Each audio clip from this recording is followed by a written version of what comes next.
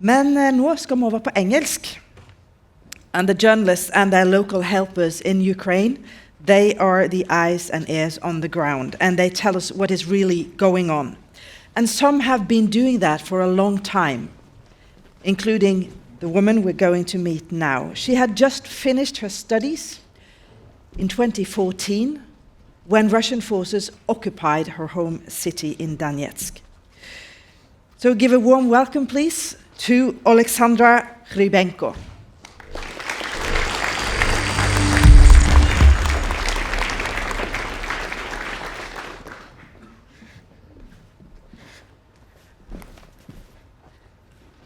Good to see you, Oleksandra, and thank you for coming. Thank you so much for inviting me. You are actually now in Oslo studying, doing your PhD, but we're going to take the audience back to what happened when you were at home in Donetsk and Russian forces occupied your city. What was your situation then? Yes, as you said in your introduction, I was 20 years old and finishing my bachelor's. And basically, as I was writing my final exam as a translator, Russian bombs started dropping, and people in unidentified military uniform entered my city and pretended to be local people, pretended that they are protecting local Russian-speaking population, and that was their reason to be there. As they said to the locals. Did many people believe that? I cannot say that because I didn't ask all of them, but some people did believe that. Some people participated in their campaign for money because my region is not very rich. It's a coal mining region, so many people there are struggling financially and always been, and some were paid to protest or call for Russia, And you were trained as a translator and interpreter, but you quickly changed into something more and something a little bit different. What happened? Yes, exactly. It was actually the Norwegian journalist that I started working with who came to report on the war to Donetsk, and I started working as a translator, following him to the frontline cities, helping to interview local people. And later on, I also started working. Back then, there was already a frontline, and you could cross it. So since 2016, I already started also going to the government-controlled, Ukrainian government-controlled parts of the front line, and also working there. So for me, it was also a very good opportunity to see the conflict from both sides, because there was a lot of disinformation in my home city because it was occupied, and obviously as soon as the physical occupation happened, they also took control of all the TV stations and switched them off either into Russian or build their own new media that were not telling the truth about what was happening. So it was important to physically travel and see what was happening really on the other side. And that kind of, when I saw that was the disinformation and that was actually what was happening on the other side, was that Ukrainian army was trying to get back the territories and protect Ukrainian people. I decided that journalism is something that I like, and I continued working with foreign journalists for 3 years, traveling like this on both sides. And not many journalists could do that, not many Ukrainian journalists could do that, because they were targeted by the Russian army or Russian proxies. Why could you do it? I could do it because I was from the city and I was a Russian speaker, I was a young woman, and I was less suspicious in a way. But many of my colleagues were not as lucky, and some of them were imprisoned, tortured in the basements in Donetsk, just for being journalists, just for trying to report on what was happening. But you were actually moving back and forth across the lines, and what was the challenge for you there? Yeah, there were many challenges, mostly because I seemed suspicious in a way for both Ukrainian security services, because I was still living in Donetsk, but traveling across the front line. So I was frequently asked questions on both sides at the checkpoints, who I am and what I'm doing and so on. But on the Ukrainian side, in a way, it was not a problem because they were just asking questions and you could understand why. But on the other side, on the Russian side, you were never sure what can happen if they find, I don't know, a picture of or an interview on my phone that criticizes the occupation. I could end up in prison, so I had to really take good care of my digital hygiene and clean everything, because they would take away your phone and look into it and look in your contact list and so on. So it was quite dangerous working on the both sides. And eventually in 2018 I had to leave Donetsk and never come back, because I was threatened continuously throughout the years by the Russian security services there, that I would go to prison if I continue working with foreign media. And I decided that that was probably a good time to go and never come back. What does it mean for the international media to actually have the local helpers like yourself in this area? Why is it so important? It was crucial in a way, because even when we worked on the Russian-occupied side, we could not, for instance, with the foreign teams, we could not go to the military positions or very close where civilians were still living in the frontline villages by ourselves. We were always guided by a minder who was a local Russian or working for Russian security services, who was telling us where to go and where not to go, not allowing us to film something. For instance, we were walking once interviewing this local girl, and her house was in a gray zone controlled by the Russians. And there were mines on the road, and he, for instance, would say, no, you cannot film them, and you cannot really do anything about it. But if I wasn't there, in a way, journalists could not freely walk around the city itself and talk to people, because they didn't speak the language, they didn't know where was safe, where was not safe. So I always tried to push this line and go further and further away to the zones where I was not supposed to be alone. And you knew the areas where you could go without a minder? Yeah, because I was local, and we sometimes even went to areas where you were not supposed to be there, and then we were arrested, interrogated, and said, don't do it again.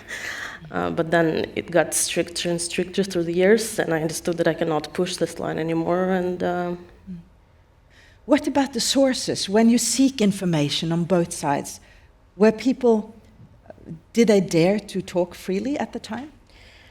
It was always difficult to work in my hometown, and it was because people were scared. People were scared to speak freely, especially when there is a Russian soldier or local working for Russians standing right next to them. So, of course, they would not criticize the government. That's why it was so important to try to go without them and try to have, this intimate space with local people. And then they would open up and tell exactly what they think, and they don't want to be occupied by Russia and so on, and how their life changed to the worse since when the Russians came. But of course you cannot see that from the local TV, because people they interviews, the propaganda Russian TV that works there, people they interviewed, they say the opposite things. And this is also very interesting, because you went on to actually do a master's where you looked at how Russia told the story. And what did you find? Yes, in my master's I looked into strategic narratives in Russian TV news, reporting on the Maidan, on the revolution in Kiev and the very beginning of the annexation of Crimea. And what I found was narratives such as portraying Ukraine as a failed state, as a state full of uncontrolled violence, state dangerous to their own population and international security. And of course, it was all based on disinformation narratives, basically. Another interesting narrative that I found was about Russian identity. In a way, they tried to extend the borders of Russian identity beyond Russian borders, meaning that all Russian-speaking people in the coverage were considered as part of Russia, therefore legitimizing the military intervention to protect people who speak Russian all over, not just in Ukraine. And we remember then the law changes that came in Russia where they reserved the right to go into other countries and help Russian-speaking fellow countrymen in the Russian jargon. And looking back, of course, this seems to relate to Ukraine. Yes, absolutely.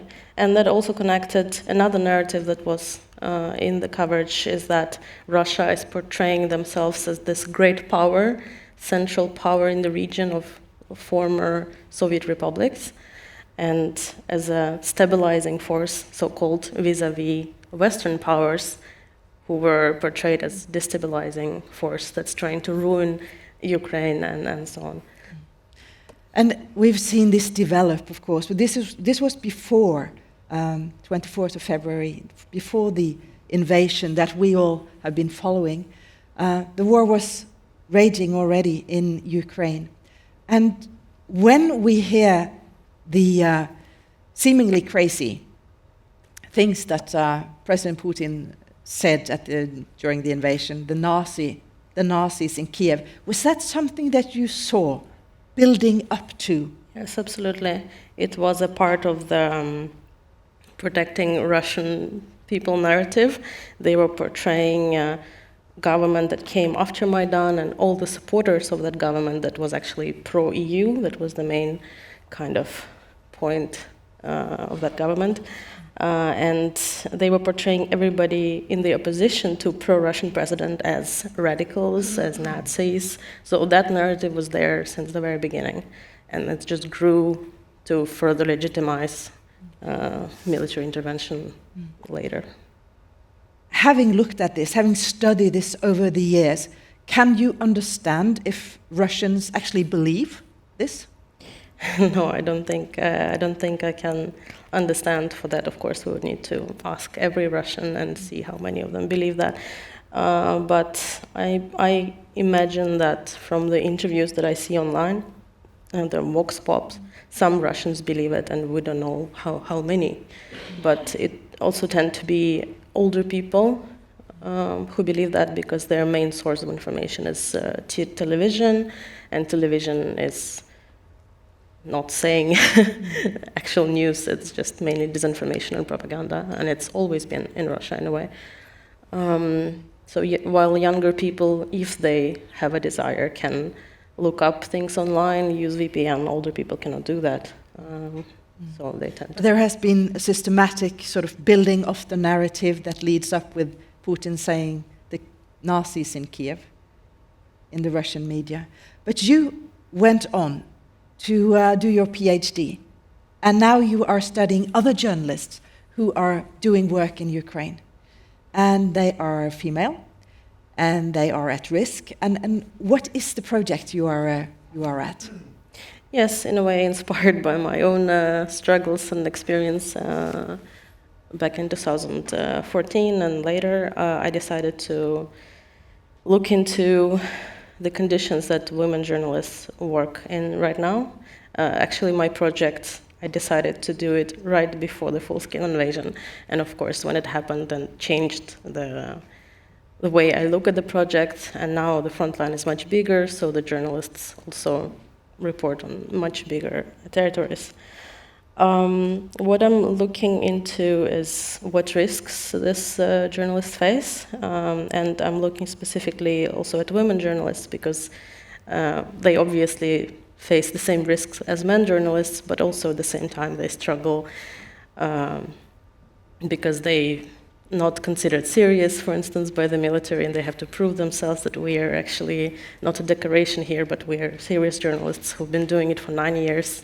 So it's a kind of small things, this casual sexism, but it still requires them to spend energy and resources on this. Yeah, because your sources are female journalists who have been doing this for quite a long time. Yeah, majority of them started working in 2014, 2015, and continue doing so now. That's why it's making it so interesting, because they can compare how it was reporting on the war back then and now, and of course they have very big experience. And what, I know you haven't concluded your PhD yet, but can you give us some insight? What are you seeing? Yes, so far, of course, what I see is that the physical security got much worse as the security situation in Ukraine in general got much more dangerous.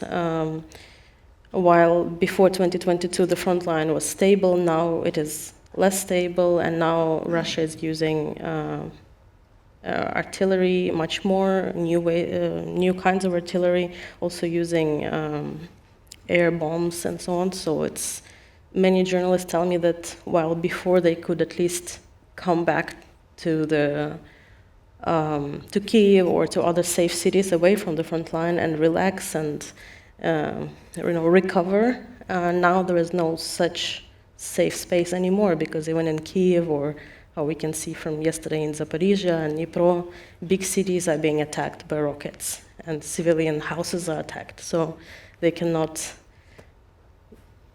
relax. And they always feel this tension, and of course it affects their psychological health, and they feel more burnt out, which in turn affects how they feel that they pay less attention to the security when they work on the front line, because they're so tired. So it kind of builds on one and another. These risks, of course, also there is not enough support for these journalists, neither from their media organizations, for different reasons. Some media organizations, especially Ukrainian media, they don't have enough, for instance, economic resources to provide insurances that are very expensive, or provide gear, protective gear for them that's also very expensive. Ukrainian journalists who work for foreign media have it a bit better, but at the same time they also, some of them tell me, we have insurance, but we have no idea what conditions of that insurance are. Sorry, what did you say?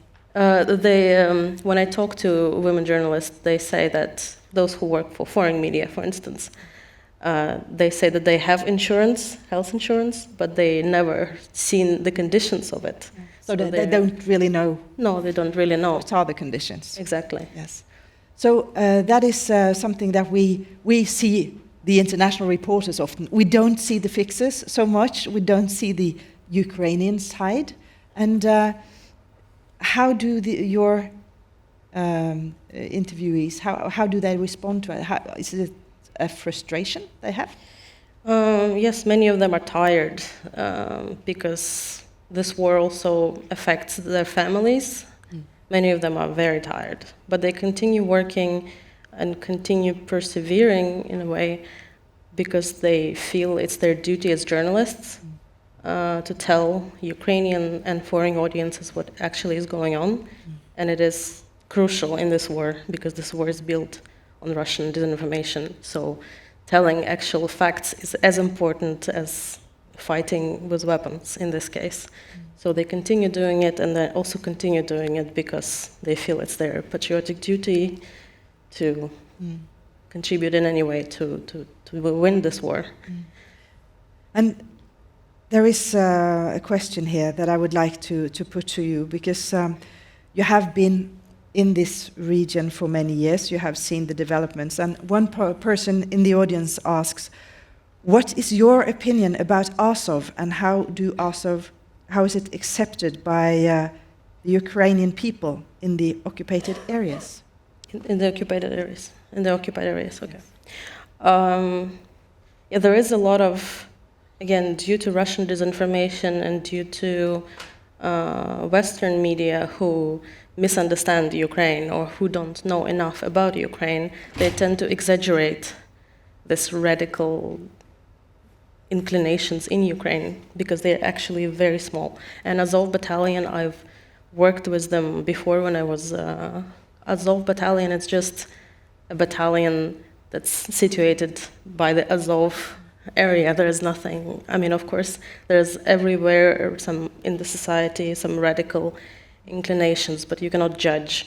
You cannot judge Norway just by Breivik, right? Therefore, you cannot judge Ukraine by having some radical guys speaking up.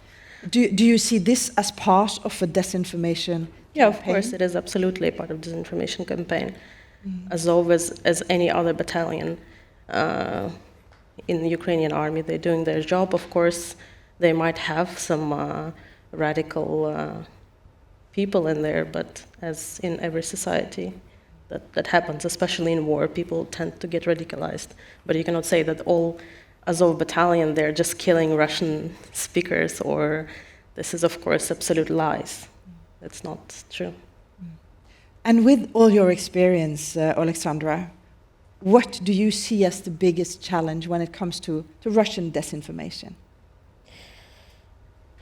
The biggest challenge is, on the one hand, when it comes to Ukrainians or Russians, it is to reach those people who have low media literacy, who have not diverse sources of information, especially older people, both in Russia and in Ukraine. In Ukraine, people, even despite the many years of war, some people are affected by Russian disinformation and they believe Russian side of the story. So that, and when it comes to foreign audiences, it is that Ukraine has never been discovered in a way in the West before the war, so Western audiences don't know enough about Ukraine. They always see Ukraine from a prism of Russia, which is a big problem, and that's why it's easy to believe Russian disinformation. And what has the war that we're seeing now done to Ukrainians and their sense of identity and sense of being Ukrainian? Funnily enough, it did exactly the opposite what Putin or Russia wanted to do, because it's strengthening Ukrainian identity even more. It was already pretty strong after Maidan and after the first invasion. Now it's even stronger, and there is more social cohesion, more resilience in Ukrainian society. But of course, everybody's quite tired and everybody wants this to be over so we can just build democracy and live our lives. But it makes us also stronger, this war, in identity-wise. Thank you so much for coming, Oleksandra, and telling us about your experiences and your research. Thank you so much.